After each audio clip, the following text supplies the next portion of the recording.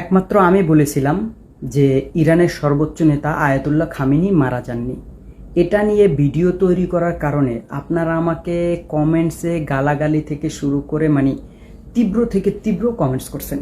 আজকে আপনাদের কি হলো বলেন? ঠিক তো সেই আয়াতুল্লাহ খামেনি মানুষের সম্মুখে চলে আসলো এবং মানুষ তাকে দেখলো যে সে লাইভে চলে আসছে। তো আপনারা যে আমাকে গালাগালি করলেন, আমার ভিডিওতে অনেক ধরনের আজে বাজে কথা বলেন, ভাই আমি আপনাদেরকে সবসময় বলি, আমরা যারা আপনার বিভিন্ন ধরনের এই ধরনের ইন্টারন্যাশনাল নিউজ নিয়ে কথা বলি, আমরা সঠিক কথা না জেনে কখনোই মানুষের মাঝে এটা শেয়ার করি না। আয়াতুল্লাহ খামেনি বেঁচে আছে এবং সে লাইভে আসছে, সারা বিশ্বের মানুষ তাকে দেখছে। এবার আপনারা কি বলবেন বলেন?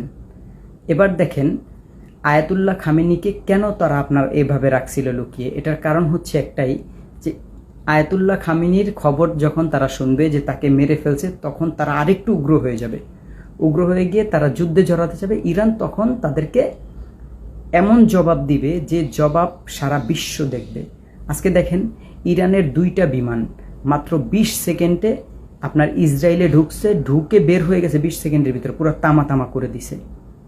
এবার আপনারা আমার ভিডিওটা শেয়ার করেন এবং সবাইকে, প্রত্যেকটা মুসলিমকে জানিয়ে দিন যে আয়াতুল্লাহ খামেনি মারা যায়নি এবং সে লাইভে এসেছিল। দীর্ঘ আয়ু হোক এবং সে যেন অনেক দিন বেঁচে থাকে, এ দোয়াই করি। আসসালামু আলাইকুম।